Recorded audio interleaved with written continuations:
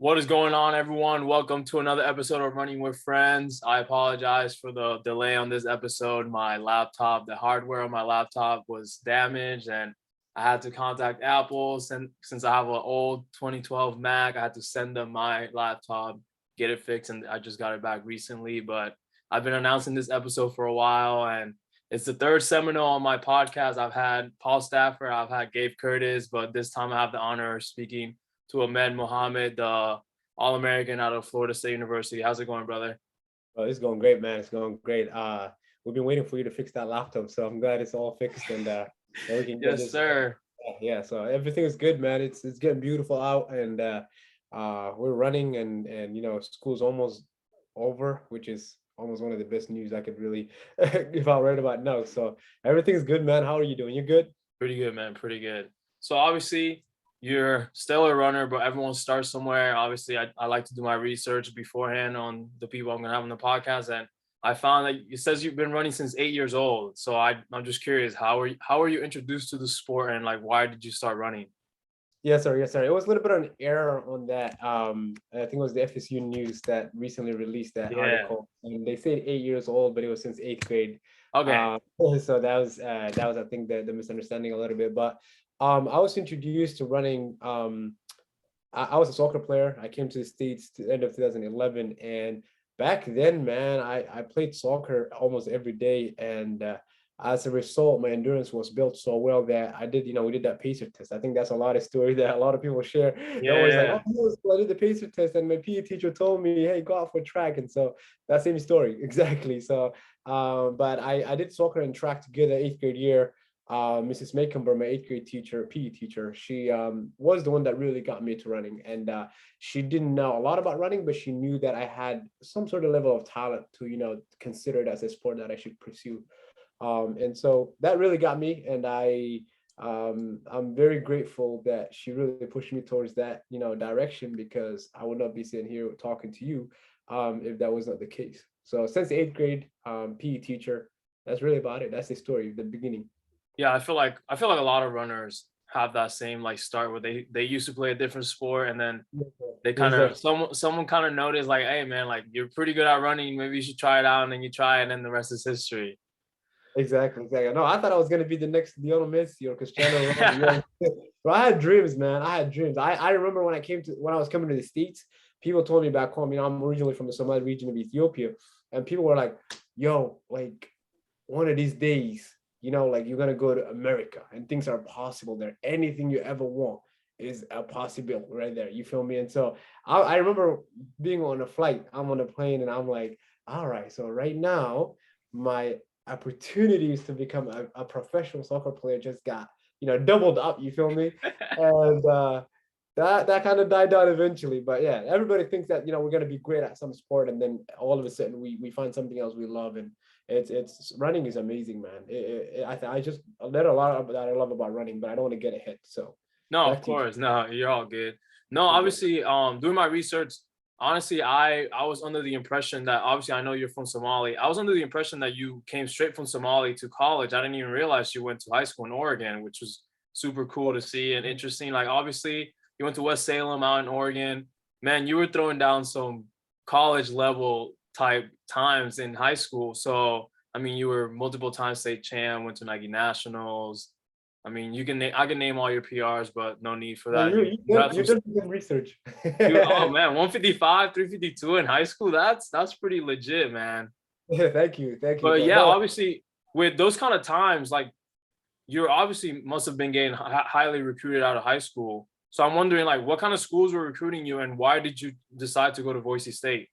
yeah, no, absolutely, man. Like the thing is, I'm not gonna lie to you, like, and that's something that I'm realizing, and I'm accepting, and that I'm embracing, and I'm very happy that I have. I do have a talent in running, you know what I mean, and that is not to say that I'm better than anybody. It's just that I have the talent, and it was always there. Now I'm believing it more, which is one of the reasons why, I've dramatically, improved since I've been here. Is that recognition itself has been clicking.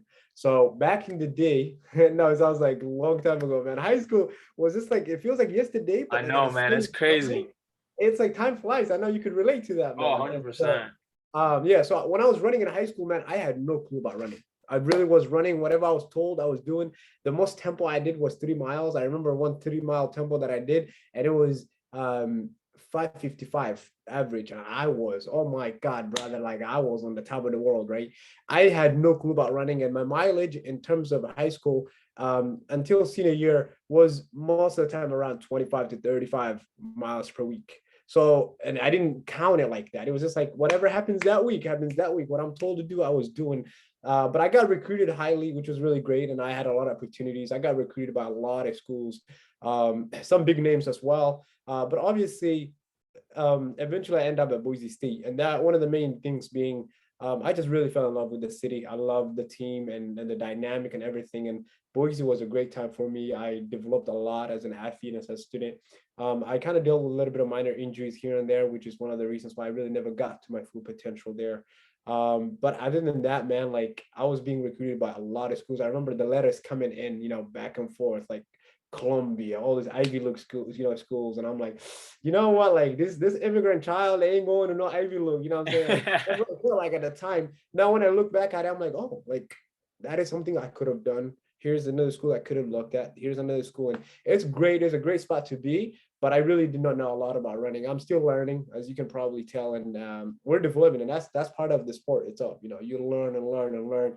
The moment you feel like you figured it out, man, you have it. You have Exactly, man. It's it. crazy. Like it's just such a beautiful sport. It's like you get out of it what you put in pretty much. So that's the beauty of 100%. it. 100%. That is the same exact phrase. The way you just said, you get out of what you put in was Ibrahim Ahmed. He went to Florida State to do his grad school.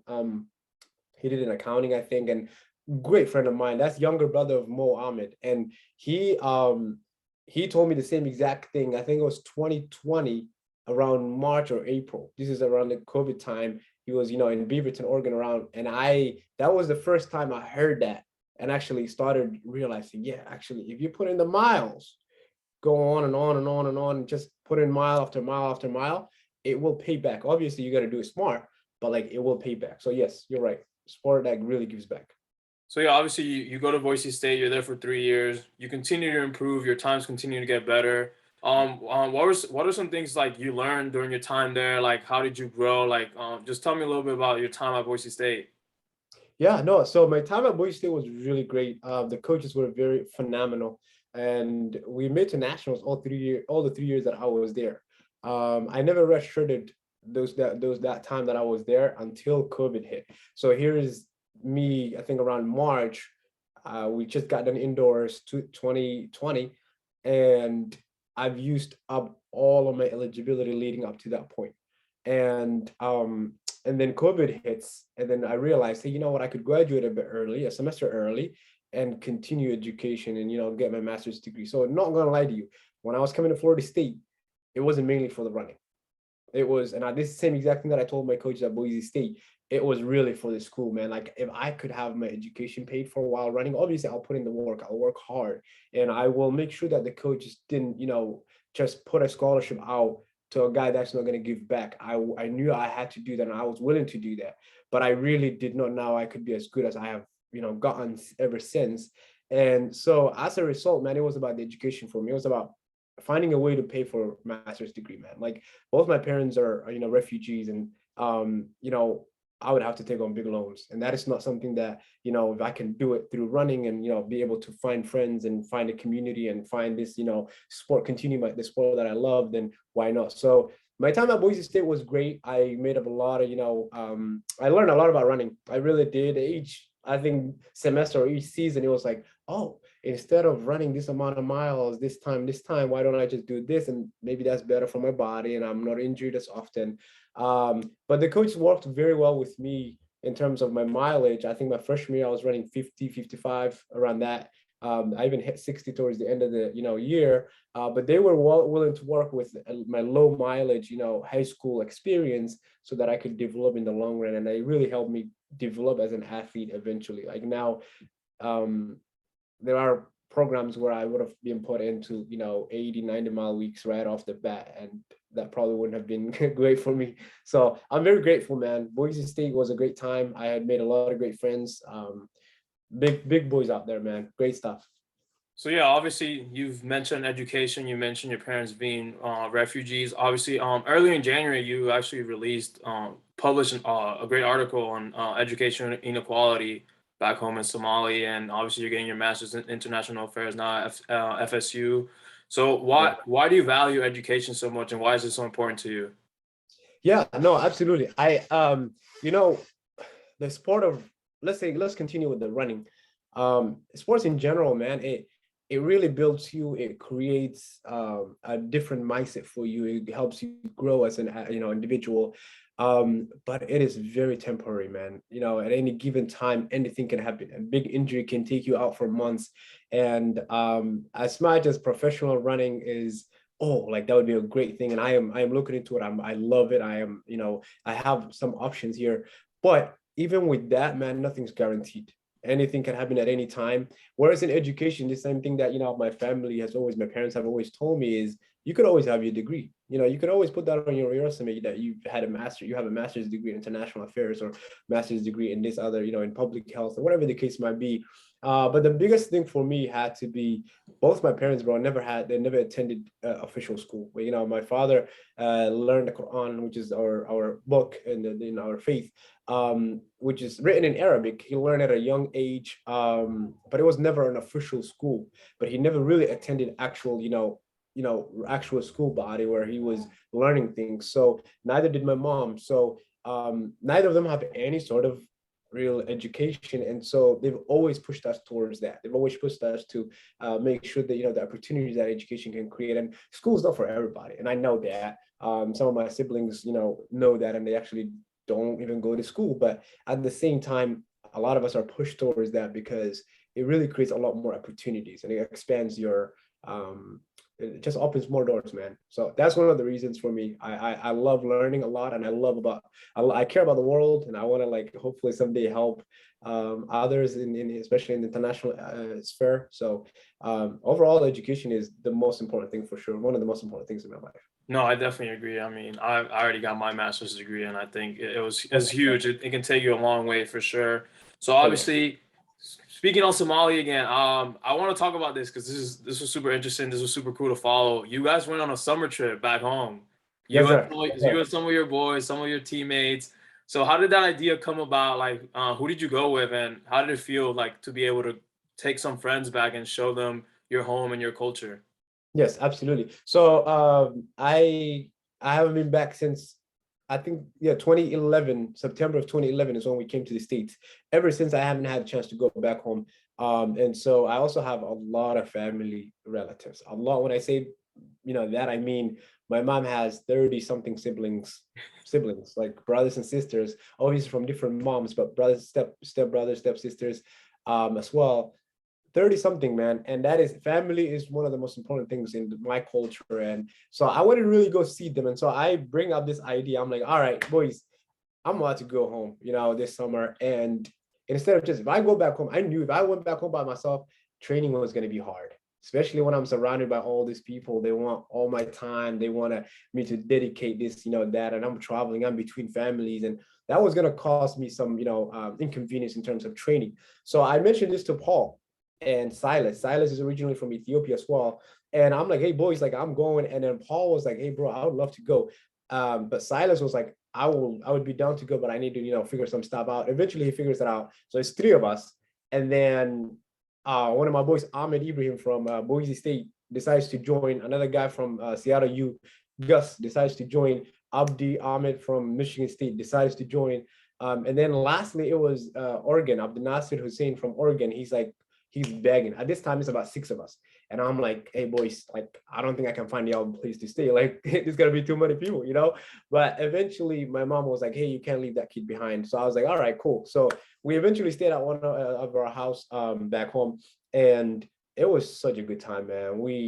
All we did was run, eat, sleep, and then just kind of like navigate through the city. People were very, welcoming. And I just love the Somali hospitality. Even strangers will welcome you to their homes, and I really enjoyed every time of it. I am glad that I did take those guys back because then I was able to hit my mileage. I was able to, consistently train during the summer, which is very hard, by the way. A lot of people struggle with that, and that list on that, the names on that list might or might not include me. So I'm glad that I was able to have those guys, and we really had a good time, man. We ran at, like, it was, I think 5,500 was where we were located for the most part, but we were in Addis Ababa as well, and we saw a bunch of Olympians, and in the morning they're all just coordinated, warming up, and you're just like, all right, like, this guy's literally breathe and eat and sleep running, nothing less, nothing more, just running. And it was great to see that. Obviously, we all have different lifestyles, but just the passion that these people have for running. And we also saw some kids, Somali kids in the region, who were very underprivileged in the sense of, running, when it comes to running sport, like, it's just the sport of running. They didn't have a lot of, the proper shoes and all of this. But one guy one day ran 12 miles with the boys, and he was wearing Vans. He was wearing Vans and jeans, okay, short jeans. And he did 12 miles. I think it was like maybe like sub 7 average. You know what I'm saying? And you see those guys, and you're just like, all right, like, whatever we complain about here in the States, that is on us, man. Like, we have almost everything that we need to enjoy this thing, and it's about the enjoyment, bro. Like, if you can make good memories, and I follow you, I know what you do, I know how much you love this sport, and it's great to see somebody that's as passionate as you are about this sport, because this sport sometimes has its ups and downs, man. It trunches and it puts you dark places sometimes. But I am glad to see that you know what you're doing, and it's been, even with this podcast and all of that, man. It's great. So anything we complain about running, man, like, it's on us here. We Yeah, have man, all we the have it we resources. have it good, and now no, I bet for those guys going over there and seeing stuff like that was makes you appreciate what we have here in the States even more. 100%, 100%. That was, I think, it was Silas. Silas was like, bro, he's like, what the heck? Like, I had 3 pairs of running that I was alternating between, one pair for, my tempos. I'm all over here, blessed up. And then these kids, they were like, literally the whole month and a half we were there, they showed up in the same pair, and they do not even care. They're not complaining. They will go run, bro. They will go run, and they might have had, those shoes might have had a couple hundred more miles before they even started running with us, but still every morning they showed up, bro. 6:30, 7 a.m. every morning. And it's just like, all right, like, I have no reason to complain right now. You know what I'm saying? And the moment you start realizing that gratefulness, when you should appreciate the things that you do, and even just one little mile, even if it hurts, bro, if you can just like make something out of it and try to like stay positive through it, and actually appreciate the health and the ability to actually get out of your door, that itself is just, man, it's madness. It's beyond me, bro. I'm healthy right now, and I'm very grateful. I want that on record. Yes, I want that sir. on record. So obviously November 11, 2020, you went on Instagram, you posted, committed, going to FSU. And then obviously in the article that FSU News just put out yesterday, you shared on your story, you talk about obviously you loved your time at Boise State, but you kind of were just looking for something different. Obviously you touched on like education was one of like the main focus when you were going to FSU, but what was something else that maybe you were looking for when going from Boise to Florida State? And how you ever been in Florida before that? No, man. Let me tell you something. The only source I've had about Florida State was Ibrahim Ahmed, my boy that I'm telling you about, and he went here for 1 year. Said great things about Bremen. Said great things about the trails here. Said great things about just the city in general. He's just like, yeah, it's a great place to be. Now, I was on the other side of the country, man. I had no clue, and I looked at the top 10 list that I had when I knew that I needed to start my master's degree as soon as possible. It was about the school. The really main thing was about the school, right? Running, of course, and I was willing to do the work, like I said earlier, but it was about the school. And so I looked at top 10, and Florida State was sitting maybe number 6, respectively. You know what I mean? Like, those are 5, 6 schools in front of it was, big schools that really don't look much into running, but obviously they would take on a guy like me and say, hey, like, we'll bring you on. And I remember I looked at all the deadlines for these schools, to apply. And I realized that I could graduate a semester early, which is in the fall. Now I wanted to start in the spring. Florida State was the only school out of the top 10 of that list that had fall entrance. And it said application is due November 1st or something along the line. Yeah, November 1st or 2nd. I'm like, all right, this is September. All right, done deal. I talked to Ibrahim. Ibrahim talks to Bremen, and he's like, all right, yeah, like we can figure something out eventually. And boom, bro. And I got in the portal, and eventually, boom, I started talking to Bremen, and I didn't apply to any other school. and I did know nothing about Florida State other than it being the way it is, and that based on Ibrahim's um, you know description. But that was about it. I had no other. I really never. So I wanted to. It was me taking making the biggest decision, one of the biggest decisions in my life, not knowing exactly where I'm headed. And there were a couple of times where I questioned, like maybe like in December of that year, I'm like, shoot, I'm gonna be on the other side of the country. What the heck did I just get myself into? But then, do I regret it? No, man. Like that's part of it. I think that's one thing I would love to tell people too. Is I had those questions, I had those doubts of like, did I just sign up for the end of my running career or the end of my education or the end of even really like how well I could improve as a person and just the environment itself and this big change, how much of an impact it could have on me. I was a bit scared, but that didn't stop me, and I am glad it didn't, man. Like I am very, very glad it didn't because right now this is the best place I could be. Best No, for sure. absolutely. I mean, you've been on a tear since you got there. Obviously, Thank you. Thank you you. took that huge leap of faith going Oh, from one side of God. the country to the other. Not only knowing from word of mouth from your friend, but obviously you've mentioned Bremen a couple times, one of the best coaches in the NCAA. Absolutely. So Absolutely. how has he had an impact on you since you got there as a runner, as a person? Yeah. So and this is something that I think they included in the article too. He just believes. And the thing is, man, like I'm not gonna lie to you, like I said earlier, a lot of people believed in my ability when it comes to running. The person that didn't fully believe yet was me. And I'm still believing more and more. And we all do that. We all grow to believe our ability. That's why we're able to improve our times, that we're able to improve our competition, level.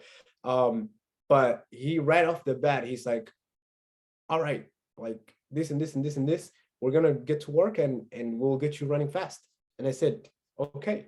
And I'm not gonna lie to you, I don't think there was any magic to it. Like now when you look back at it, and when I look back at the things that we've done here at Florida State, it wasn't that much different than what we've done at Boise State in terms of training. However, he just learned how to work with me and my body and learn how to activate that, confidence in me and say, hey, you know what, like get going. This is what you can do. This is what you can do. And I'm still really adapting to that. But Bremen has just been, he listens and he's open to criticism, which again, I really don't criticize nobody. Man, I'm like, well, when it comes to running, because if whatever he tells me I do, and I hope you can attest to this, and he'd be like, Ahmed, like, sometimes you can tell me if you don't feel this and this and that in a workout, or if you're right about it like that. And I'm like, no, like you're the guy. Like you tell me what to do and I will do it.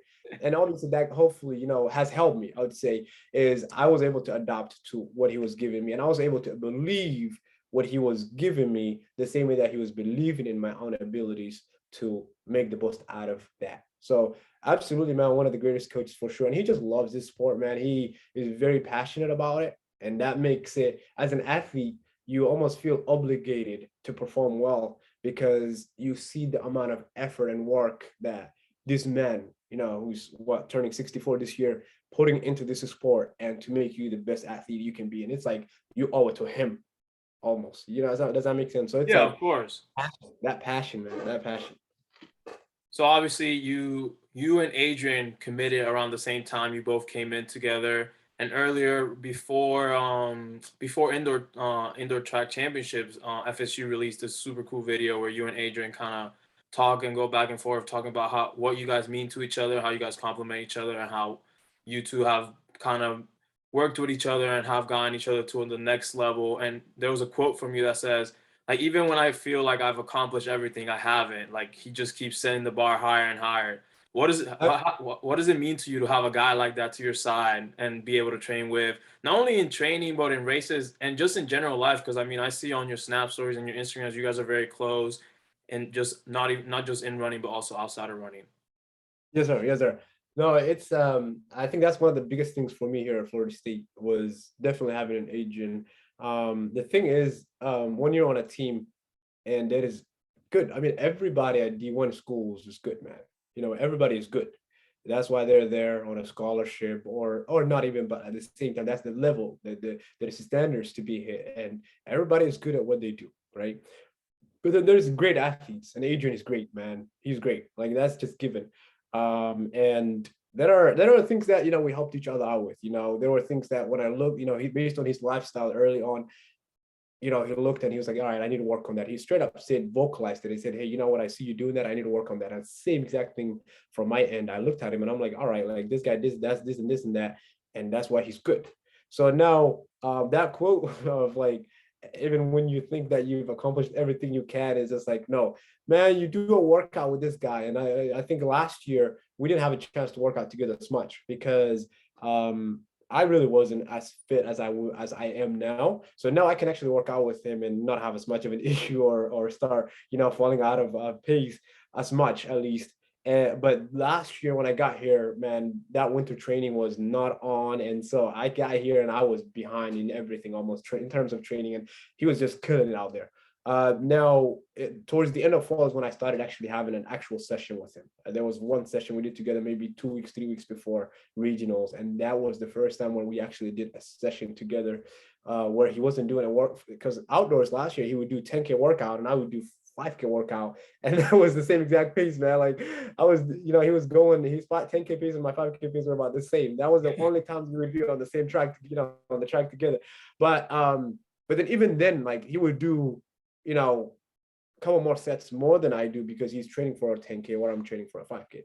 That's something that Raymond has been great about, is knowing that, yes, I'm good, but not as good as Adrian, at least at the time, that I could not be put in that and thrown to the wolves like that. You know what I mean? So he kind of protected me from that. I was like kind of little kid following Adrian.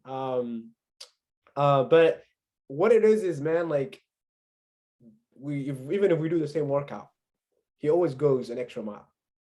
And that is just in his mind and him. You know what I'm saying? And that's something I had to learn to respect fully. You know what I'm saying? Because at the end of the day, you know how competitive things can get sometimes when you have a teammates. And I've seen that on almost all levels, man. When I was like an average runner to when I'm like now a little bit better than that, like I still see that every day. And so I had to learn to say, hey, you know what? Like this guy is training for something different and I'm training for my own thing. And that's something you have to learn, is to take your own journey while actually respecting and, supporting your teammates on whatever they're doing. So there hasn't been a single tempo run where we both finish the same, distance. He always goes that extra mile. And I'm like, I'm sitting there, I'm celebrating, you know what I'm saying? I had to learn that, to celebrate my own little victories. And but when you have a guy like that, it's just like, all right, yeah, bro, you're good, but you ain't good enough. Or you're good and you're good enough, but you ain't great. You know what I'm saying? And so I had to accept that. And eventually what I learned to do is basically, support the guy and and learn to be working hard too. So I adapted to work hard as well, because the guy lives with me, man. He's probably upstairs right now. He works and he puts in the work and he puts in the work, and he's doubling days and days and days. And I'm like over there on my bed napping, and I'm like, all right, I probably should get my up and get going. But yeah, man, no, he's an athlete. He really is an athlete. He breathes and does everything running related, and I respect that. And it's something that has gotten me better as well. Yeah, So of I course. I give mean, the longest answer there is to no, you're good, man. I love that. I love that. That's great. I mean, it just shows how much you appreciate him and respect him as an athlete. So Yes, sir. obviously, you like you said, when you first got there, you weren't in the greatest of shape, but you've since then you've started to like kind of like you said, Brayman believes in you. You started believing in you. You started getting in shape. Like you guys were pretty much.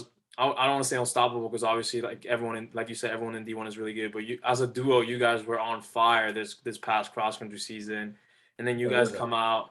Obviously, nationals is at home. You want to put on a show. He finishes top 5. He gets All American. You finish in the top 20. You get All American. That was your first time getting an All American, correct? Yes, sir. Yes, sir. So Yes, absolutely. how did that feel to be able to like not only see your boy succeed and run so well, but for you to also run so well and get that All American at home? Yeah, man, like it's crazy because during the summer, Paul Stafford, Silas, the boys that were the training, where we were at, we talked about, goals we had. And man, I'm not gonna lie to you, like crazy thing is, coach at Boise State, Emmels, once told me, he said, Ahmed, you could be top 20 at NCAAs. And obviously that was a bit early for my career at the time. At least felt a bit early for my career at the time. But who would have thought that 3 years after, after Emil said that to me, under Bremen's, coaching, I would be able to, accomplish that. And it was not a lot of times when I go into races, I go in with the mindset of competing and giving my 100%, and that's it. That's it. So I really even I think Paul asked me. He's like in the summer. He's like, "Yo, Ahmed, what's your goal this cross country season?" And I said, "Bro, nah, all American would be great, man." And that's it. And that was because I still was learning that my abilities more and more and more. And then I got here and we started racing. And I'm like, each race I was just like believing more. And I'm like, all right, I can do this. I can do that. Bremen the night before NCAA is like, hey, if Adrian is top 5, oh no, did you say top 7? And Ahmed is top 20, so be it. But you guys got to run hard. And he was telling the other guys. And so top 20, the moment he said that, that one word switch, man. And that's something that honestly is very important to talk about. We can talk about in a second here about the impact words could have on an athlete or other people, just your teammates, whether that be, or a stranger even on the roads or streets. But bro, like, yeah, like we worked and we were able to accomplish it, but it wasn't easy. And I'm just grateful that I was able to stay healthy throughout it all, and we were able to replicate some of it, at least this cross country indoor season. I mean, and I'm hoping for some big things this outdoor season. This is my last outdoor season, man, and they're gonna be picking me from the Frischlands a lot. That's a promise. That's a promise. And that, not to say that I'll run great. I'll run to the ground in a race, especially. I'll run as hard as I can and put everything on that track, man. Everything. Yes, sir. Oh, I believe it, man. I can't wait. So obviously, like you said, coach had that meeting with the team. He said Adrian top 7, Ahmed top 20. So like you said, those words, like just hearing those words, is like, oh man, like if coach believes I can be top 20, then I can be Yes, top 20. yes, So sir. you Yes, just sir. went out there and you got it done. 100%. I mean, at that point, I believed to a certain level at least that I could be top 20. Now, NCAA is good, man, especially this year. I feel like I started peaking the year when everybody and their mama Everyone was got so good, man. oh my god. It's So it's nuts. like it's It's like nuts. come on, man. Like if I did this 2 years ago, if I did this You three would have years ago, won. like come on. But like that is the sport we're in. Is this is the type of sport that people didn't sleep during Corona time. People did not stay inside during Corona time. If they did, they bought treadmills, man. And that's the truth. People are running fast, not only because of the new shoes, excuse me, not only because of the new shoes and this technology and all this advancement that we've made as in the sport, but also because people put in the work. And those smiles from 2020, a COVID year, I mean, it's still COVID is around, but like nobody really pays attention. But like those smiles are catching up to people. And that's one of the reasons why they're paying back. Those smiles are giving back what they were, how much they were worth. And so everybody's running fast and everybody's running great. And yes, that switch, that impact of that word could have of like, hey, this. Another thing was, I don't know if you know Derek Rubis, my guy, the running distance legend. Yes, sir. He reached out to me and Adrian and he said if we both get top 20 at NCAs, he would get Seminole. That's where you got the tattoo. MSU tattoo. Yes, sir. Yes, sir. So he's like, ooh, I would get that. And I am running. And this is the thing, it's like this is a guy that I tried. I think it was some of the boys at Boise State and I were talking about it. And I told him, I was like, hey, yo, this is 2019. I was like, Rubis, one of the guys was like, hey, if Ahmed gets All-American, you're willing to get the Bronco head? And he's like, yes, I'll consider it, right? He didn't even say confirm, right? But this one, he reached out voluntarily and said, hey, yo, I'm going to do that. And I am sitting over here and I'm like, all right. I remember I was 23rd, I think, coming off that wall. You know the wall more than a lot of people, but that last, uphill, maybe about 500, 400 before the finish line. And I was 23rd. One of the guys, former teammate, was yelling 23rd. And I was like, so if I catch 3 more guys, that tattoo gonna happen. You know what I'm saying? Because I already knew Adrian was up there, man. I already knew Adrian was up there. So I was like, all right, screw it, man. We're gonna take some bodies right here real quick. And it hurt really, really bad, but it was a motivation for me at least to have something to look forward to. And he kept his word and got it, like I think 2 weeks ago, 3 weeks ago. Yeah, yeah. everything. So yeah, man, the words have an impact, especially coaches' words, man. That is something that I think coach should be very careful with, is when you tell an athlete that he's going to be top something or he's going to come to that place, that is going to be the kind of like at best almost in the head. In my head, top 20 was great, man. Like I was okay with it, but it didn't have that much impact in the sense of like negativity. I took the positive out of it and I was like, all right, I used that. I used that to my, to my advantage. So absolutely, man. Brayman believes in me and Adrian and the team, and he knows what the heck he's doing. And so I let him send out the workouts and I do it. If I can't do it, if I hurt, there's so many workouts where I hurt, bro. Like it's not easy. It's not easy. Especially this morning. I started hurting this morning, man. It was Monday. I believe Anyways, it, man. Some of the workouts you've been throwing down, man. Whew. you're my Strava friend, my guy. I follow Yes, you too, man. You're yes, doing big sir. things. Honestly, I love the passion you have for this, man, this sport. We need more people like you. I love running, but you love running, and that is amazing, my guy. I Keep at it, appreciate honestly. that, man. that Keep means at a it. lot coming from you, bro. For reals, keep at it, bro. You're holding it down for the sport, wallah. Yeah. And No, wallah is on God in the Somali culture. Wallah, if you heard wallah, it's like on God. So I'm over here. If I'm speaking Somali to you, my guy, it's it's good. So no, man. That Rubens story, that's funny, man. I love that. So obviously, you talked about how you guys were able to replicate kind of like that success you guys had during cross season, going into indoor season. I mean, you etched your name on the FSU record books with that 751 3K. I mean, FSU is a pretty historic program, so that's huge. That's huge.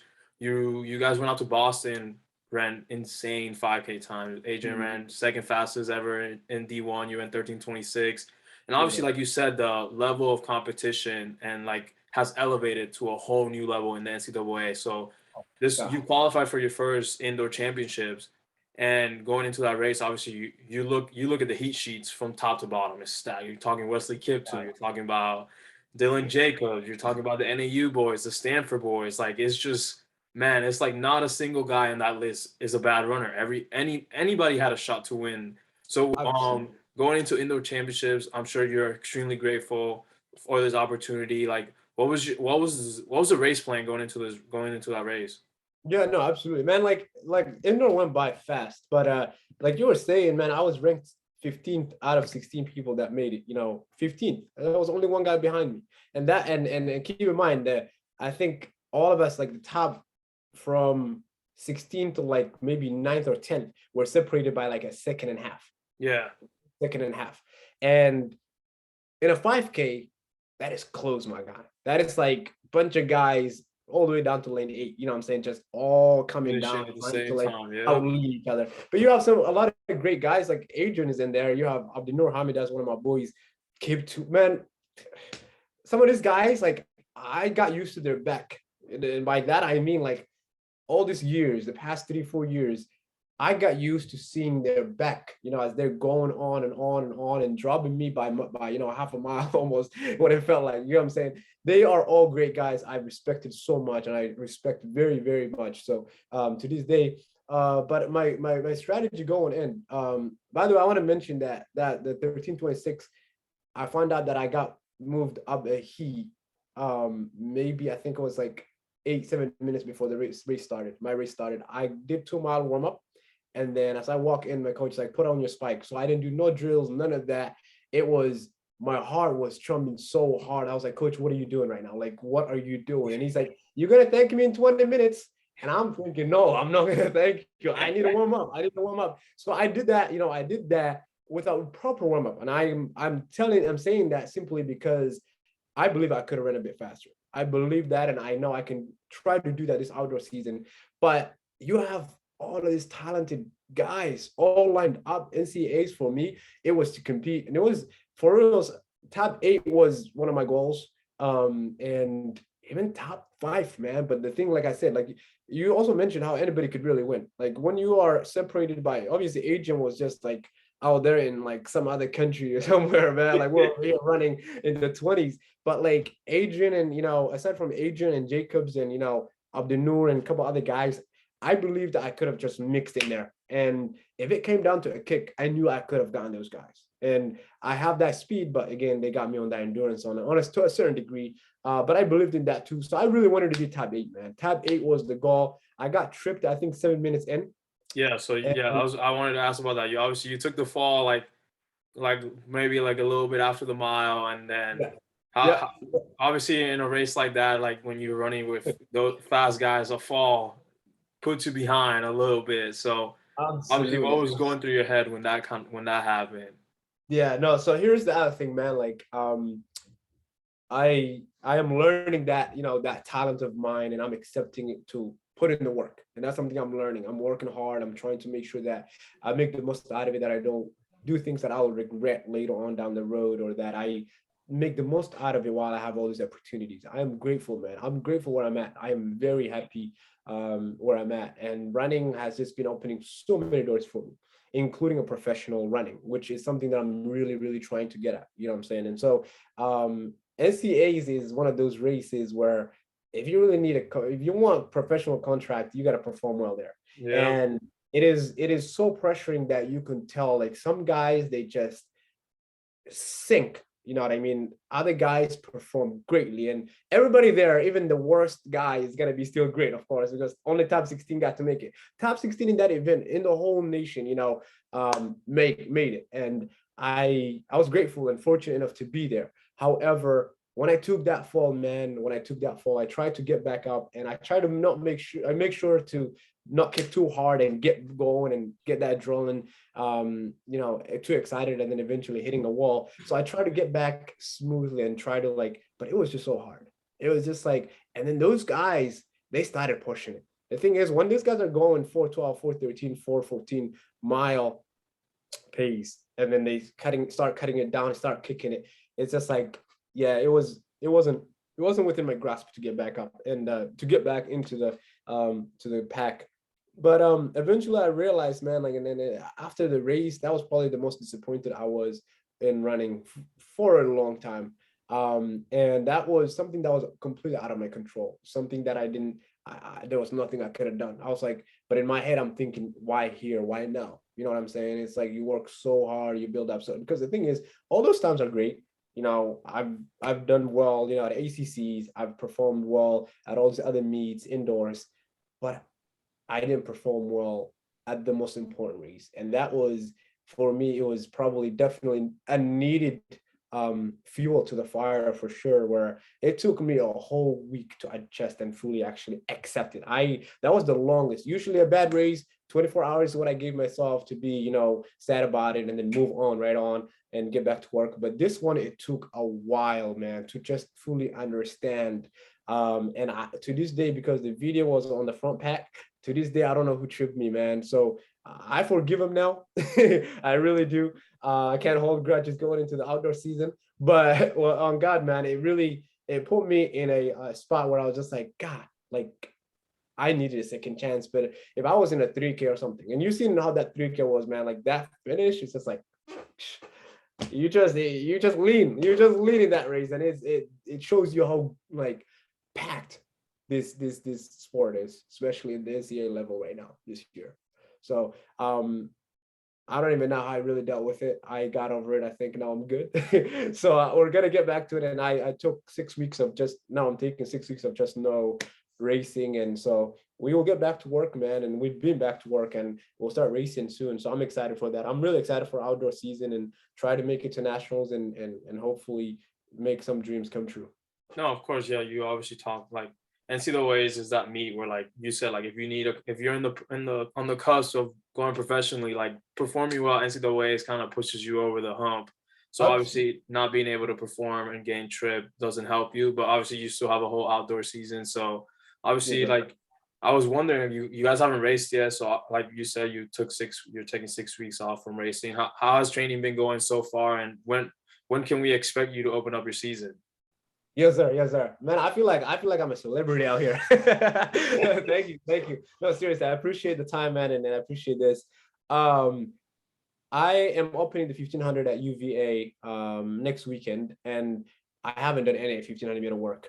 So what you're gonna expect from me is to run hard, and that is it. And I think that's something that you got to learn more and more is when you become good at something, people start almost only wanting the good from you. You know what I'm saying? And if, or at least it feels like from your own perspective, it's just like, Oh yeah, you will be here. Like these guys come up to you and say, "Oh, you'll be top here. You'll be top three. You can run this," you know. But it doesn't really. It takes away the work that goes into it, the belief, the confidence, the bad races that come with it. You know what I'm saying? So I'm trying to enjoy this. I'm trying to enjoy this outdoor season, and UVA will be the 1500, and the next weekend after that, I'm running at Payne Jordan in the 5K, and that one is the one we've been training for. So hopefully that's the one where we can just run fast and hopefully PR. My outdoor PR is still 13:42 from last outdoor season, so I definitely think we're in way better shape than that. But training has been great, man. Been putting in the work and just kind of build back up mileage a little bit. I think indoor season kind of distracts you from the mileage, and consistency a little bit because of race weeks, maybe lower in mileage and whatnot. So we try to get back on that and do a little bit of LT work to kind of build base up again. And so I'm excited, man. Brayman knows how to get you ready, and I'm letting him do the logistics, and I'm running. Yes, sir. I'm You running. just go out there and run. Yes, sir. Yes, sir. So obviously, yeah, man. I'm sure a lot of people. I'm sure you have a lot of people that keep an eye on you. So I'm sure people are looking forward to seeing you race this season. So man, I just appreciate this conversation. I have some questions from the Instagram that people submitted that I'd like to ask you, and then just get your answers. Okay. Okay. So your teammate Matthew Newland, he asked, what boys on the team would or wouldn't let date your daughter? I've seen the Oh, TikToks. I'm sure this is something you guys have talked about before. So yeah. that's Matthew Newland. He wants to know, who would you let date your daughter and who you wouldn't let date your daughter? Yeah. So, I don't want to hurt nobody's feelings right now. You know what I'm saying? So, what I'm gonna do this. Maybe if I'm forced to, I might do a name drop, but I'm gonna go for the cultural section. I'm gonna say, you know what? In my culture, we don't date, so my daughter ain't dating nobody. That was a smart But answer.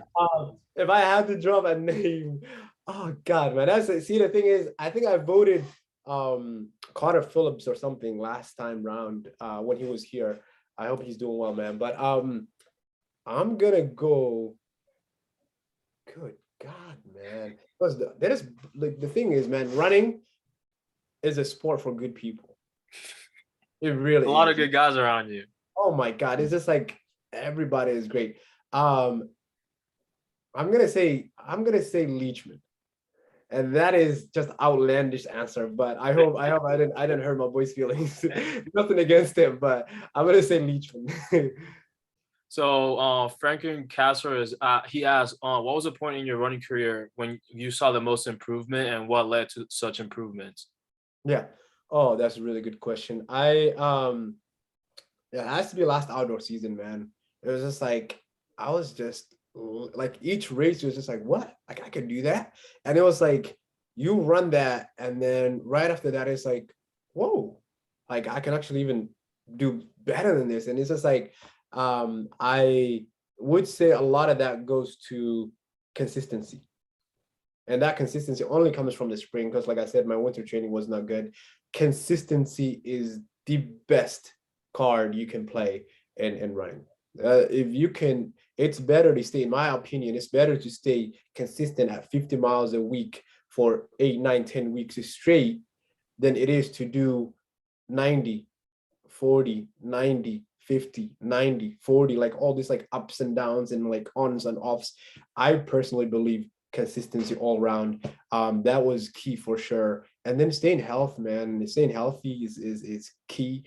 It helped me a lot because I was always kind of like either dealing with my Achilles tendonitis or runner's knee, or they call it ITP syndrome. One of those two, nothing else, nothing more, nothing less, just those two all most of the time. And so staying healthy, and one of those ways to do that is taking naps, recovering, sleeping, eating good.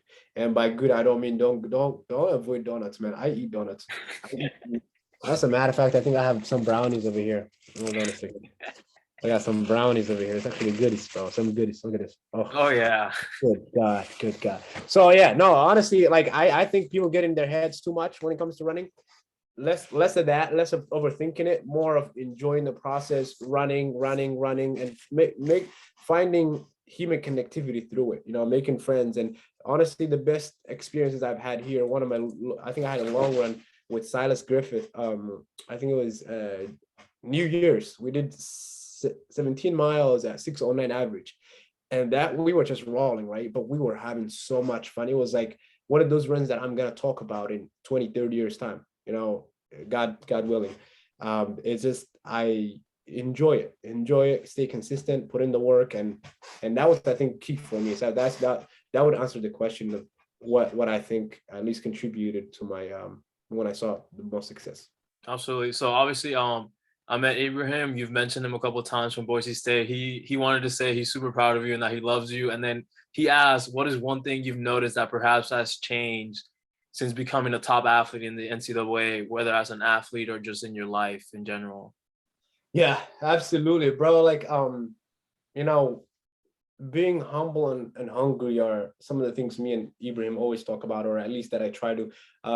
Ibrahim, his older brother is married to my younger sister, so we're family in that way, and he was the first guy that was gonna come with me to Ethiopia, guaranteed. And amazing kid.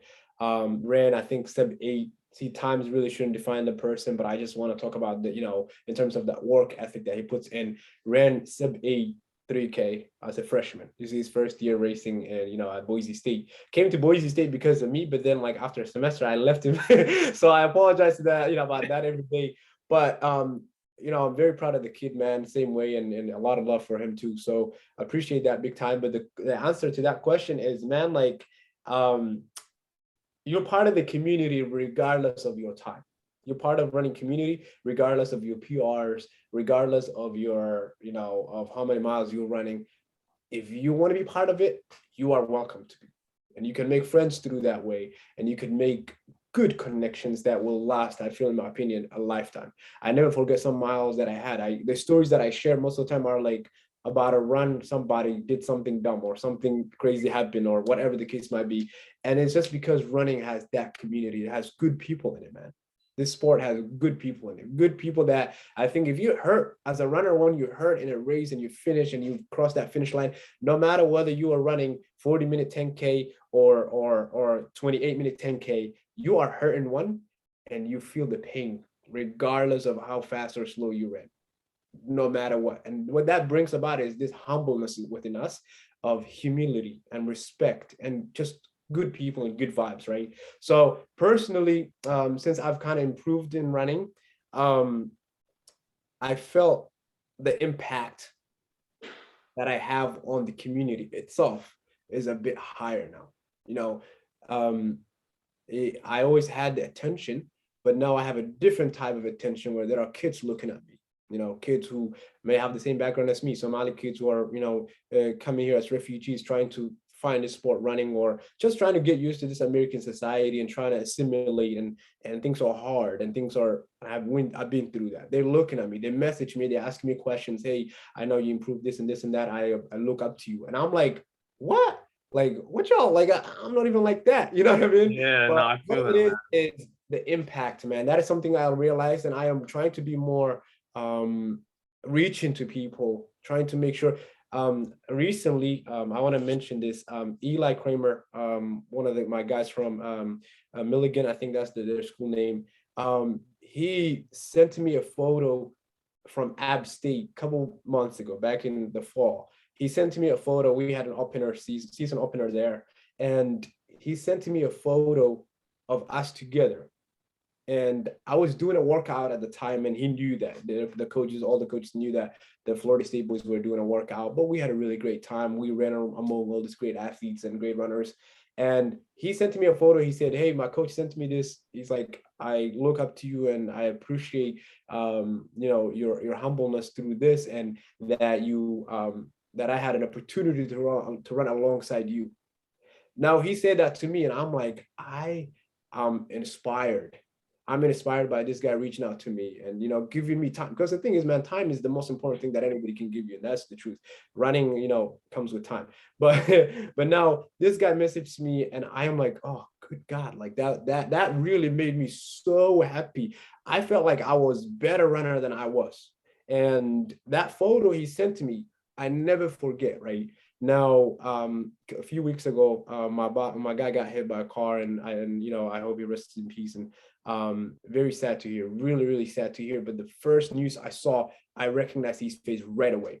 Ever since, we would message each other up and down, and he messaged, all the messages we interacted, and I recognized him and said, "That's my boy Eli." And it was so heartbreaking and sad. But at the same time, the impact he had on me as a guy who he said was looking up to, that was just, I was like, what? You know what? Now, that is the sport that we're in. That is the type. And so the impact that I have as an elite runner, I'm going to quote that because that is not something really I believe. I don't think I'm any different than anybody else that is, Florida State or any other team, because at the end of the day, we're all running, we're all trying to be great. And that's something that I truly admire and respect.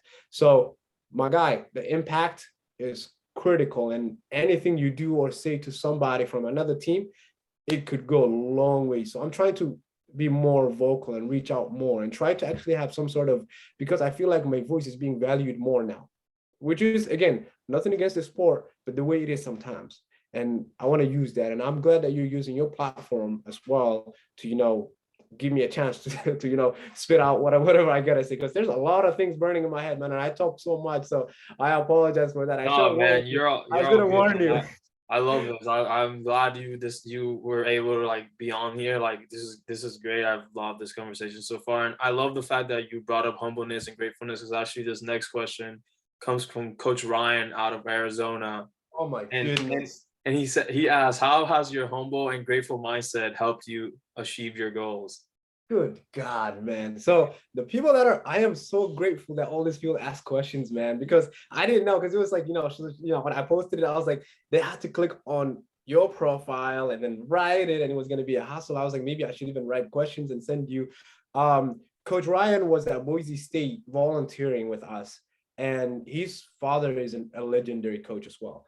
And one day I was doing a workout, and both him and his father on separate occasions came up to me and told me, "Hey man, you're a talented guy, and you can run so fast."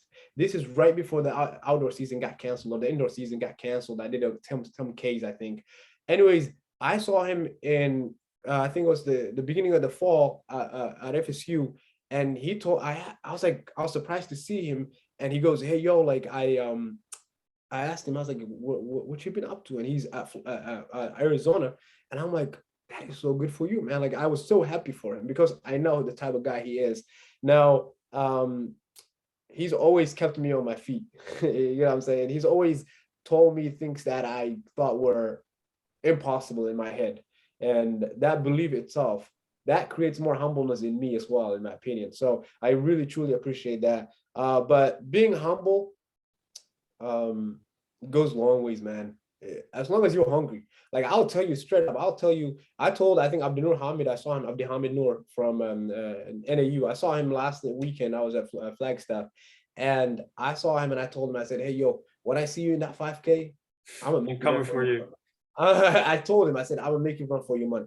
But the way I said it mattered. You know what I'm saying? The tone matters, and it was that very healthy competition side. But he knows, like, he's a great guy, bro. He knows he whipped me. You know what I mean? Like he destroyed me at NCAAs, and he's a talented guy working hard, and I know I'm gonna like work hard to achieve that. But one thing for sure is that I'm always gonna be respectful, and I'm always gonna be humble, in the sense that when you come from where I came from, man.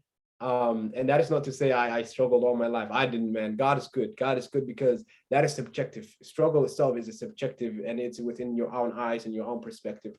What I might what might have been not as much of a struggle for me, if somebody else went through it, it might have cracked them. You know what I mean? But for me, man, every single time there was a chapter that was about to close, a big new one opened for me. Always, somehow, some way. And my grandmother, from my mom's side and my father's side, she always told me. She made this, we call it dua. It's like a prayer. She always said, "Hey, I hope everyone is kind to you, and that every door you try to open opens wide." And that was quite literally in my head all the time. She passed away in December 3rd of 2017. And I, those words live with me. And so that, where I came from, my journey to getting here, where I'm at right now, sitting where I'm at right now, that itself creates the humbleness within me. It's like, man, nothing I have right now would have just came about. It wasn't just my work, hard work. It had to have been all the people that gave me the chances, whether it's all the college coaches, the Mrs. Maycomber, my PE teacher, all the teammates that believed in me, all of my parents for sacrificing their life, everything they had, they left behind so I could have what I have right now. Man, nothing I have, you know, came to me simply because I worked. It came because of all of these contributions coming from, and I think my coach Jared at Florida State goes, hey, it takes a village to, it takes the village. And that is exactly what it took for me. So that's why I'm humbled, man. I do the work, yes, and I believe in my work ethic, and I do the work, and I grind, and I run, and I, work hard in school, but also I am surrounded by great people, and that's why I'm humble. Absolutely. So then last question we have from the people. Luke Davis says, wow, you've come far from the eighth grade Ahmed I met. How has racing changed since then, and what races are most meaningful to you? I've come since far from what did he say? Could you repeat the first It part? says, oh wow, you've come very far from the eighth grade Ahmed I met. Yes, yes. Oh, good God, bro! I was running in. I had a pair of trainers. I don't think they were for running. I think they might have been like for tennis or something, some other sport for sure, because they were like bulky and like it might have been even golf, bro. I could like I have a photo, so I'm gonna have to like maybe find it and like post it on my stories and tag you or something. But I eighth grade, I was running in those shoes and I had no clue what I was doing. I would do 2 mile runs, and that was, oh my God, so far, like 15-minute run. 7:30, like not 7:30, sorry, no, like 8:30 pace, like 17, 18 minutes. Um, but I didn't know nothing about running, man. Even in high school, I really like was learning. And so to answer the question, yes, I've come far, but we're learning every day. We really are. And I appreciate that, like the fact that, you followed that, and followed my journey. There's a lot of people that have followed my journey, and it just makes me happy because even me, when I look back, I'm like, good God, I've came far. But again, there is just so much more to go, so much more to go. So really truly appreciate that, man. And I appreciate all the questions that people have asked, but I don't even know how to answer that last question. It's just like, man, we're running and we're loving it. And I think the enjoyment in it, and learning more about running, and finding the right people to surround yourself with. All right, so now I just have some like quick casual questions, just get to know Yes. you a little better. What's your favorite shoe to train in? Favorite trainer? Structures right now, because we're Nike sponsored. Structures for Of sure. course. Yes, sir. Favorite place or favorite trail to run in Tallahassee? God, man. Oh my God, man. So here's the thing. That is because Tallahassee, and that's something that Ibrahim told me. He's like, yo, Tallahassee's trails are amazing. Oh, dude, And it's so nice. So I'm nice. thinking, yeah, no, literally, I'm thinking, bro, like, how is Florida gonna have nice trails? Like, that place is just gonna be humid and hot. But no, man, I am impressed. When I say that, it's an understatement. We don't run the same trail twice a week. Never. We've never ran. Actually, every now and then I might have, just because I might have caught a ride with a friend or whatever. But to pick a trail is gonna be so hard. I think I'm gonna vote Georgia Hills. I love Georgia Hills, man. Good Paul took God. me. I did an 18 miler. My longest long run. I think I did a 19 miler there with Paul. My longest long run ever. I think it was over the summer. This was, I don't know if it was this past summer or 2 summers ago. He took me there for the first time, Yeah. dude. Every time, and now every time I go to Tally, literally I ran there the morning before. I did a long run there the morning before NCAA cross country. Like Yes, every time I'm yes. in Tallahassee now, I have to go. Oh my God. See, the thing is, like, we don't go there often. This is the first time we went. Like, this past weekend was the first time we went, like, the whole spring, even winter. But January was, I think, like, first week of January was the last time we went there. but we went 4 weekends in a row or 3 weekends in a row, and it's just like magical, man. Like you're in like one of those movies where they like have like just like you're like the camera itself is just on your head and just like you're going. So beautiful, so beautiful. And I also love the rolling, and it kind of challenges Yeah. you a little bit. And we don't go too fast most of the time, but there was that 609 average, Yeah, 17 no, that miles. was impressive. Thank you, thank you. But we just went crazy. I don't know what it was. I think he Silas also had a coffee, and he was like, "All right, I'm gonna get to work." And so it was fun, man. I don't run that fast on my easy days. I'm going like 7:30 a lot of times, or 7:20. So you probably follow that more, but definitely Georgia Hills. But if I had to go a second one, I would probably vote either Mick or good God, bro. Silver Lakes is really beautiful too. But yeah, no, man, definitely Georgia Hills for sure. All right, on a scale of 1 to 10, 1 being super easy, 10 being super difficult, what do you rate the wall at the arc?